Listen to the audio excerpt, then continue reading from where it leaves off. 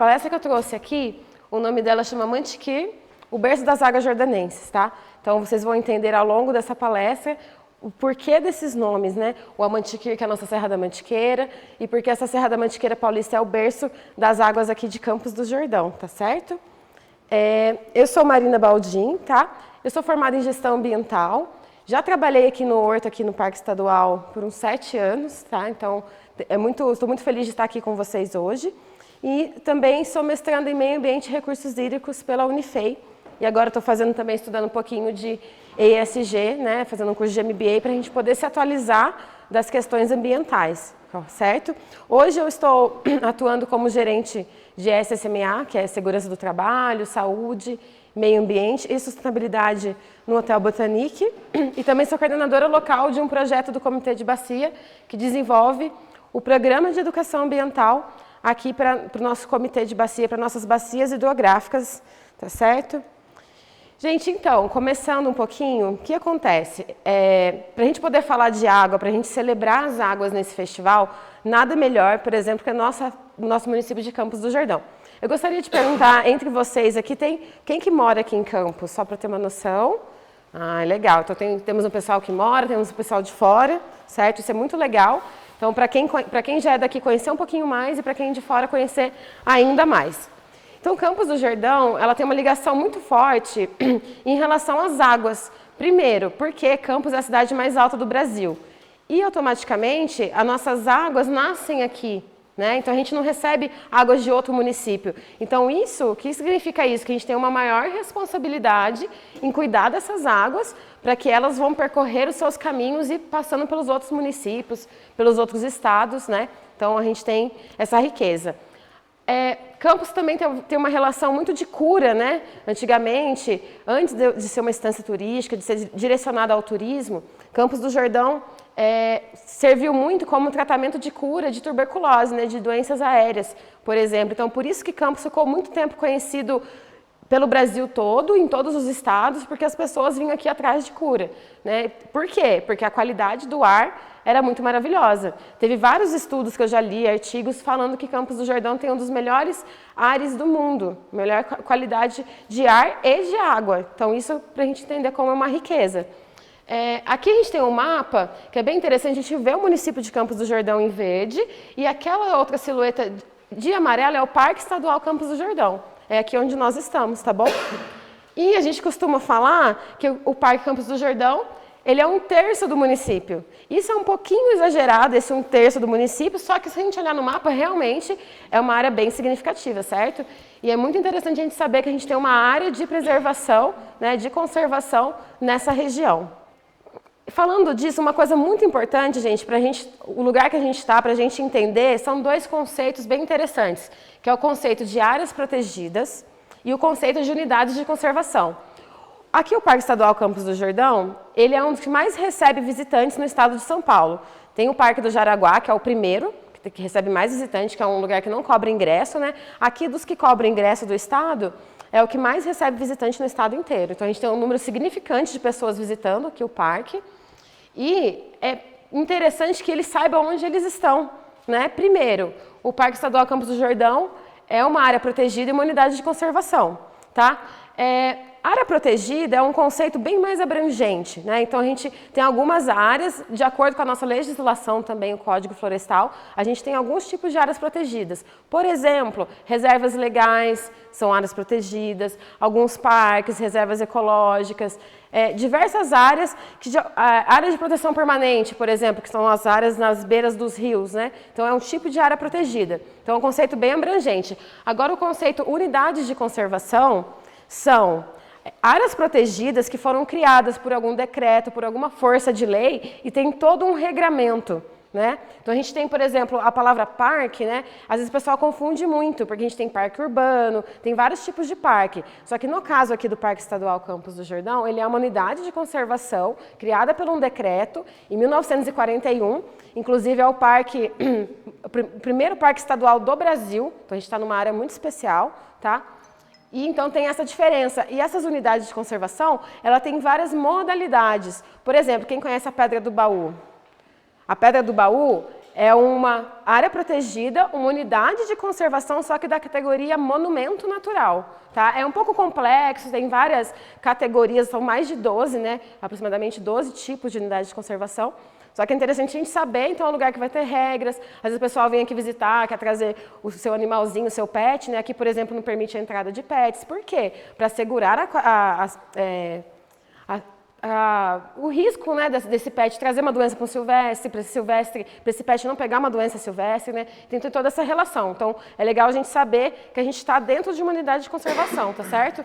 Gente, aqui para situar para vocês um pouquinho, falando das nossas águas e falando das nossas bacias hidrográficas, a gente tem que pensar nos 3 municípios ao redor. Então, assim, aqui nós temos Campos do Jordão, nesse laranja, certo? São Bento do Sapucaí em verde e em amarelo Santo Antônio do Pinhal. Então, aqui na nossa região a gente tem um comitê de gerenciamento das bacias hidrográficas da Serra da Mantiqueira. Tá? Então a gente não tem uma bacia apenas, nós temos 2 principais bacias hidrográficas, uma que se concentra em Campos do Jordão, que é a bacia do rio Sapucaí-Iguaçu, e a outra que é mais concentrada em São Bento e Santo Antônio, que é a bacia do Sapucaí-Mirim, que a gente vai ver um pouquinho mais à frente alguns detalhes. Falando também em unidades de conservação, é importante a gente saber que Campos do Jordão inteiro é um outro tipo de unidade de conservação, que é uma APA, Área de Proteção Ambiental. Essa unidade de conservação ela foi criada em 1984 e isso tem uma importância muito fundamental. Por exemplo, a gente chega aqui em Campos do Jordão pensando no município, certo? E você vê que é uma área muito verde, poxa, muito preservado. Por quê? Porque a legislação da APA ela nos impõe ter mais áreas protegidas. Por exemplo, nos municípios brasileiros tradicionais, a gente tem a área protegida reserva legal, certo? Que são em áreas rurais. Se eu tenho um sítio, se eu estou numa área rural, eu tenho que preservar X% de mata. Agora, quando a gente está dentro de uma APA, essa APA ela traz que a gente tem uma porcentagem de mata dentro da cidade. Então, por isso que a gente chega em Campos do Jordão e vê uma cidade bem verde, tem esse impacto da APA. E a APA também ela acaba segurando algum tipo de indústrias, né? Tem indústrias muito poluentes, então em Campos do Jordão não é permitido. A gente tem indústrias de água, indústrias de chocolate, que são de cerveja também, que são indústrias menos impactantes. Então, isso é muito importante para a gente. Aí, gente, falando um pouquinho aqui mais do lugar que a gente está, que é o Parque Estadual Campos do Jordão. Aqui temos de novo o mapa, a silhueta do parque dentro do município, dentro da nossa região. Essa área ela tem 8.341 hectares, tá? E, como eu disse para vocês, é o primeiro parque do estado de São Paulo. Então, é uma área muito interessante, que ela foi protegida não foi à toa, por ter alguns atributos ambientais, por ser hoje a gente chama de produtor de água, né? Então, você imagina todo esse território com uma área protegida e com água limpa ali. É muito importante isso. Trazer um pouquinho para vocês também um resumo rápido, né, que esse parque também tem muita história. Então, antes de ser um parque, né, ele era fazenda da guarda, ele tem muita cultura da madeira, né, das serrarias, né. Por exemplo, essas serrarias elas foram construídas em 1926, é próximo ali ao estacionamento onde vocês pararam, e tem todo um histórico com o desenvolvimento do estado de São Paulo também. Aí, ao longo do tempo, né, a preservação ambiental foi ganhando um pouco mais de espaço e a gente conseguiu, isso foi ficando um pouco mais para a história, né. Gente, uma coisa que a gente vai ver na trilha, muito legal da gente observar, eu queria mostrar aqui para vocês antes da gente sair, que são as fitofisionomias vegetais que nós temos aqui no parque, tá certo? Então, primeiro, a gente tem essa fisionomia dos campos de altitude, que são campos baixos. Esses campos de altitude, as pessoas às vezes olham de longe, a gente vai observar eles, vamos passar por eles, e às vezes acham que são pastagens, que são coisas que não têm uma biodiversidade, e isso é muito diferente da realidade. Aqui no parque a gente sabe que os campos de altitude têm cerca de 456 espécies de plantas diferentes. E a gente tem diversas plantas que são muito medicinais, né? A macela. E esses campos eles têm uma importância fundamental para as águas, tá? Então, quando chove, quando vai infiltrar no solo essa água da chuva para abastecer nossas nascentes, abastecer nossos rios, essa área é muito importante, tá? Então, aí, se a gente pensar na cidade, as pessoas constroem casas, né, no topo desses morros, então elas estão impermeabilizando esses solos, estão impedindo que essa água seja infiltrada e abasteça os nossos rios e as nossas nascentes. Então, é uma área muito importante, que a fauna precisa dela e etc. Aqui nós temos o segundo fitofisionomia, que é a floresta de araucária. A floresta de araucária, o nome dela é Floresta Ombrófila Mista, depois eu vou falar um pouquinho mais para vocês. É uma floresta que foi um dos maiores motivos da gente deles estarem criando o parque para proteger essa floresta, que ela é muito, infelizmente, ela está bem devastada hoje. E a gente tem as florestas nebulares, né? As florestas nebulares, elas são florestas a partir de 1.800 metros, então ela já precisa de uma altitude bem específica. Ela já não tem também araucária, que a araucária ela vai até 1.800 mais ou menos. E são áreas muito importantes que têm toda uma relação com as águas, né? Porque a gente tem que lembrar que as águas, às vezes, ela não está só nesse estado líquido, ela está no estado gasoso, no estado sólido. Então, aqui a gente tem montanhas e florestas que estão sempre ligadas às nuvens, né? A essa atmosfera que traz essa água de uma outra forma, né?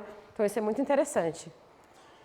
Gente, pensando um pouquinho nessas vegetações que eu trouxe para vocês, a gente tem aqui o uso público. Esse é um conceito de unidade de conservação, especificamente de parques, que é a área de visitação que nós estamos aqui, certo? Aqui tem uma imagem bem bonita aqui do lago ali de cima, porém o que eu queria chamar a atenção para vocês são essas espécies que estão vermelhas, né? Essas espécies, eu sei que o pessoal admira, acha bonito, só que assim, são espécies de fora.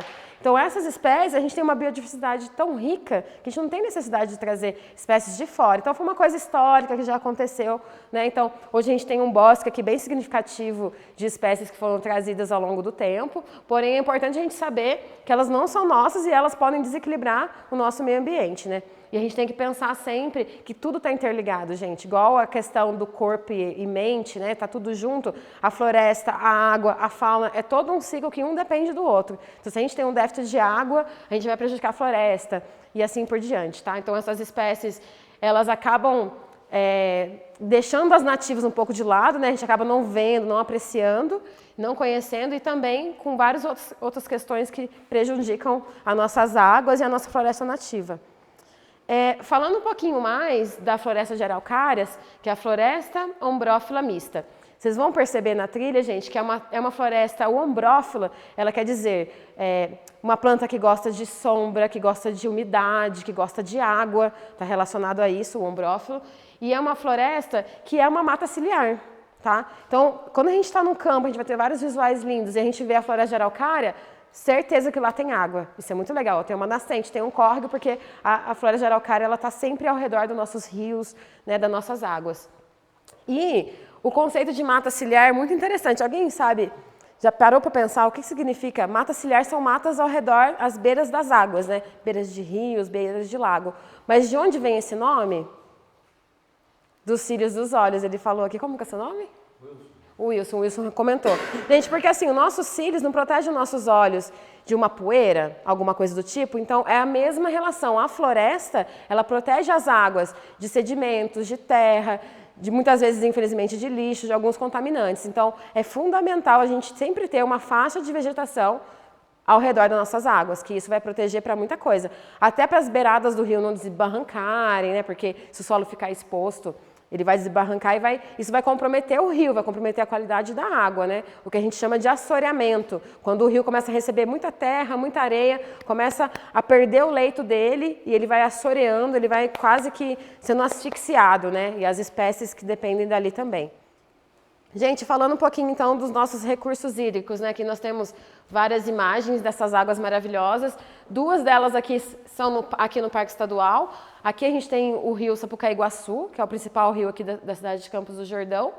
E aqui a gente tem, eu acho muito legal, olha que interessante, aqui a gente tem o Córrego do Meio, que é um córrego que tem aqui dentro do parque, e ele vai cair aqui no rio Sapucaí-Iguaçu, que é o principal e o maior. E olha a diferença da cor das águas. A gente tem essa água da montanha limpa, maravilhosa, descendo toda transparente, e ela está caindo nesse rio, que é o rio maior da cidade, então ele vai receber de tudo um pouco, né? A gente tem estação de tratamento de esgoto, inclusive, que é um pouco antes do parque, é um sistema super tecnológico de micromembrana, bem interessante. Só que mesmo assim tem muitas ligações, muitos locais, né, estabelecimentos e casas que não estão ligados na rede e infelizmente esse esgoto ele ainda acaba vindo para o rio. E esse rio principal ele corta aqui a cidade. Isso é uma realidade das cidades brasileiras, né? Infelizmente, na questão de saneamento básico, que está totalmente ligado à água, a gente está muito precário, a gente está muito atrás, né? Então é importante a gente falar disso também, certo?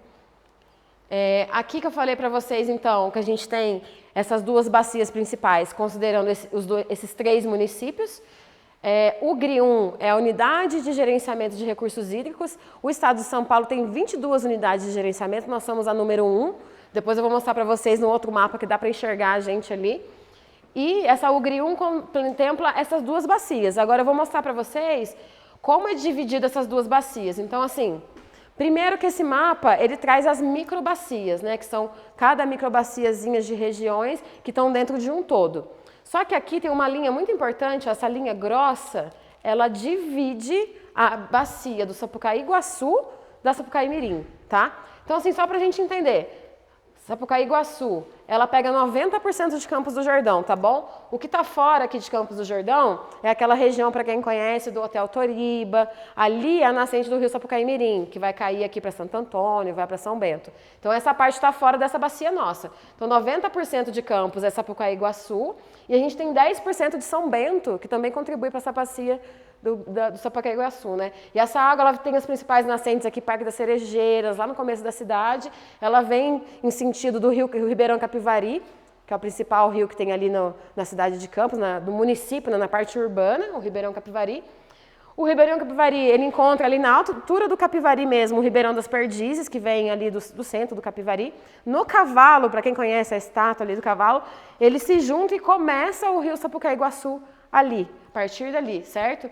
E aqui, por outro lado, a gente tem esses 10% que nasce aqui, Sapucaí-Mirim, passa por Santo Antônio, pega um pedaço do estado de Minas Gerais aqui, que não está considerado aqui, vai para São Bento, eles vão dar várias voltas, né? E os dois rios principais, eles vão se encontrar em Pouso Alegre. Na hora que eles se encontram em Pouso Alegre, ele vira Rio Sapucaí. Então, quando a gente fala aqui em cima que é Rio Sapucaí, aqui está errado, é Rio Sapucaí-Guaçu, são outros nomes. O Sapucaí está lá embaixo, lá em Pouso Alegre, juntando um monte de água, né? Então, até que tinha colocado anteriormente, tem até o documentário do projeto que chama Caminho das Águas, eu queria mostrar aqui para vocês um pouquinho o caminho dessas águas, certo? Então, chegando em Pouso Alegre, essas águas vão percorrer 250 quilômetros aproximadamente até a cidade de Capitólio, ali onde ela deságua na represa de Furnas, ali no Rio Grande, né? Então, isso é muito interessante. Aqui eu tenho um mapa, ó. Então, no contexto local, a gente está dentro daquelas duas bacias, Sapucaí-Iguaçu e Mirim, e no contexto regional, nós estamos dentro da bacia do Rio Grande. A bacia do Rio Grande, olha, parte verde, estado de Minas Gerais, parte laranja, estado de São Paulo. Olha aqui o tamanho da nossa bacia, que pequenininha, mas a gente também está numa altitude, né? Então tem que considerar isso. Então, eu falei que tinha 22, né? São uma dessas 22. E o Rio Grande é esse rio marcado aqui no meio, que vai fazer esse percurso aqui até essa pontinha aqui entre Minas Gerais e São Paulo, certo? Então, é uma bacia muito importante que está ali também contextualizada na represa de Furnas, né? Para quem conhece lá. Depois, gente, esses caminhos, ó, a bacia do Rio Grande está aqui, ó, essa daqui. Essa bacia, no contexto nacional, ela vai contribuir para a bacia do Paraná, tá? Então, na bacia do Paraná, a gente contempla essa nossa bacia, a bacia também tem a bacia do Tietê, várias outras bacias que vão verter aqui para o meio, nesse rio principal, que é o Rio Paraná, tá? Essa bacia aqui é uma das bacias mais desenvolvidas do Brasil, porque ela tem muito hidrelétrica, tem muitas cidades envolvidas, o estado de São Paulo, então é uma bacia que utiliza muito da água também para gerar energia, né? Então, a gente tem que pensar também que tem vários impactos por isso. E no contexto internacional, a gente está dentro da Bacia do Prata. A Bacia do Prata é a 5ª maior bacia do mundo, tá? Então, ó, aqui, ó, vamos nos enxergar. Essa linha aqui, ó, do Rio Grande, lá que eu falei para vocês. Depois a gente desce aqui Paraná. Ó, tem a Bacia do Iguaçu, todas que juntam aqui. E a gente vai desaguar aqui no Rio da Prata, tá? O Rio da Prata, ele fica aqui entre Argentina e Uruguai. A Bacia do Prata, ela tem cinco países, tá? Dentro de 5 países. E olha que coisa interessante. Para quem conhece a Bernécia, ali a Praça da Telefônica, não tem uma estátua ali de um bandeirante? Aquela estátua, ela foi feita para ser colocada no Moarama, que é um bairro nosso, que é um condomínio cheio de água, muito rico. E a gente tinha um marco que se falava que ali era a maior bacia do Prata inteiro, a mais alta nascente do Prata inteiro. Aí, isso não é verdade. Nós estamos perto disso, mas isso não é verdade. Aqui em Campos a gente tinha o Marco das 4 Nações. Primeiro que esquecemos um dos países. O Marco das 4 Nações, está esquecendo de um dos 5. E falava-se que Campos do Jordão tinha a nascente mais alta do Prata inteira. Na verdade, a gente tem uma das mais altas. Chega quase a 2.000 metros essa nascente. Mas a nascente mais alta do Prata inteiro fica lá na Serra da Mina, na Pedra da Mina, na Serra Fina, tá? Onde nasce o Rio Verde.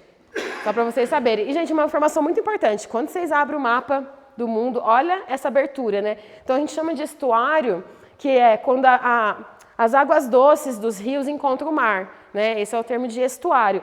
E o Rio da Prata é o maior estuário do mundo, tá? Então, a gente pensar que as nossas águas que está aqui, se eu jogar um lixinho ali, ela vai descer. Quanto que ela percorre desde Campos do Jordão até chegar aqui? Aproximadamente os 6.600 quilômetros, tá? Então, eu posso jogar meu lixinho, não sei se ele vai chegar aqui e vai parar no meio, ou alguma coisa, né, que vai dar aqui. E você percebe que tem essa abertura muito grande. São 257 quilômetros de largura esse estuário. É muito grande, é o maior do mundo. Gente, o porquê também do nome desse documentário, né? Desculpa, da palestra. Tem um documentário no YouTube que eu fiz, que é o Amantequer, o berço das águas jordanenses. Eu trago um pouquinho mais sobre esses detalhes, sobre as águas, os rios, os povos originários que tinham aqui, né? Aqui a gente tem uma cabaça, né, de uma espécie muito interessante que é a sapucaia. A sapucaia, ela inspirou esse nome Sapucaí aqui na nossa região, no sul de Minas, entre vários outros lugares. E ela é uma árvore brasileira, ela possui uma castanha que está dentro dessa cabaça, que eu ainda não tive o prazer de provar, mas gostaria muito. E ela é muito linda e muito interessante, que é uma árvore com a folha rosa. Ela não é verde, a folha da árvore é rosa. Então ela é muito bonita. A gente tem uma espécie da Mata Atlântica, que é aqui da nossa região, e uma espécie da Amazônia. Só que aqui em Campos do Jordão não tem essa espécie, tá, gente? Ela vai ter mais para baixo, em outras regiões, mas ela inspirou o nome, tá certo? Então, para quem tiver curiosidade de pesquisar depois. E a Mantiqueira, gente, a Mantiqueira é nada mais, nada menos do que Serra da Mantiqueira, em Tupi, tá bom? E a gente tem a lenda da Mantiqueira que eu vou estar contando para vocês ao longo da trilha. Aqui tem um trechinho do trailer desse documentário, só para inspirar vocês. Opa, foi?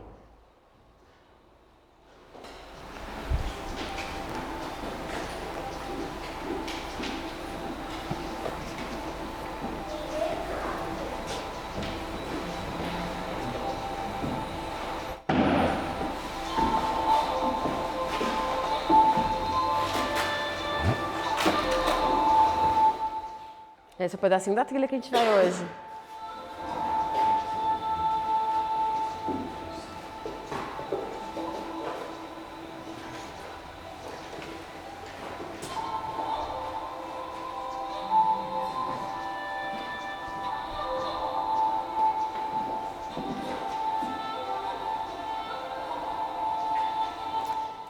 Aí quem quiser depois um link ou procurar no YouTube tem lá, tá bom, gente? Só para inspirar vocês.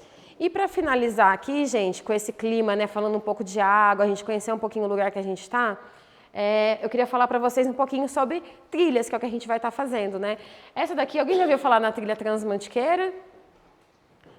Gente, é um conceito muito interessante que é o quê? É o conceito que está por trás dessa trilha, é o conceito de trilhas de longo curso.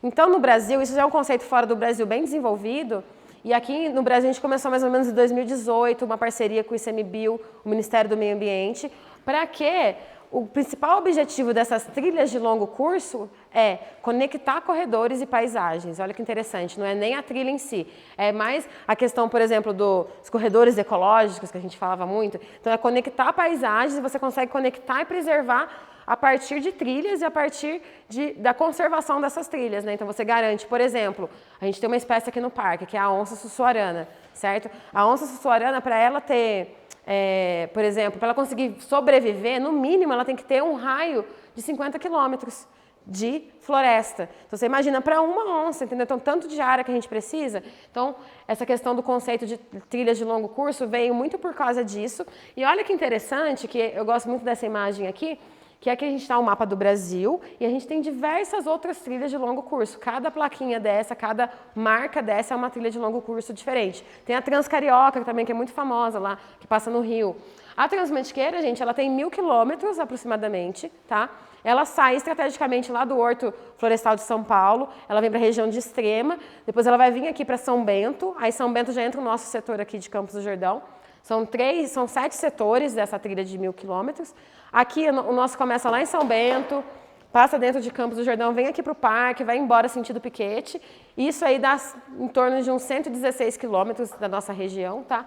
E a gente consegue também fomentar o turismo rural, o turismo local. outras atividades. E o interessante é que cada um tem sua marca. A nossa aqui, ó, que é essa primeira, não sei se dá para ver bem, que parece uma pegada, só que é uma araucária e uma pinha. Olha que legal. E cada região tem o que tem de rico, né, para si. E ela é administrada através de uma associação que chama Rede de Trilhas, né? E por último aqui, gente, eu trouxe um pouquinho sobre a nossa trilha que a gente vai fazer, que eu já mostro um pouquinho para vocês, a gente já tira alguma dúvida, tá bom? Alguém já fez essa trilha do Rio Sapucaí-Iguaçu antes? Não? Que legal, vocês vão adorar, vão se apaixonar, tá bom? Aqui, gente, é que eu sempre uso aquele aplicativo Wikiloc, às vezes ele dá uma diferencinha de, né, a gente vai medir junto, o meu aqui deu 10 metros a mais, ele não é tão preciso quanto um GPS, tá bom? Mas é interessante que a gente tenha um visual. Então, primeira coisa, essa trilha é uma trilha circular. Isso é muito legal, porque a gente entra na trilha, a gente dá uma volta e a gente termina no mesmo lugar. Então, a gente não foi e voltou e repetiu o lugar, né? Então, é tudo uma novidade, tá bom? Ela tem uma extensão de 2,6 km para fazer essa volta. Tá? Ela é considerada de nível médio, isso no âmbito do parque. Porque você pode ir para outros lugares que tem trilhas de 2 dias, qualquer uma que vai parecer fácil perto dessa de 2 dias. Então, em relação às trilhas do parque, ela é nível médio, tá? Ela é uma trilha autoguiada, isso é muito interessante porque qualquer um pode fazer ela sozinho, tá bom? Então, as pessoas, ela é bem sinalizada, então, assim, então a gente vai estar com o guia hoje, tá? Vou estar guiando vocês. Eu sou socorrista também, é legal ter esse preparo, tenho kit de primeiros socorros, para todo mundo ficar tranquilo, tá bom? Para a gente ter uma trilha bem agradável, mas é importante a gente saber desses detalhes. E a gente vai passar pelas florestas de araucária, pelos campos de altitude, por águas, pelo rio Sapucaí-Iguaçu, né? Que é esse rio maravilhoso que é o principal e leva o nome da trilha.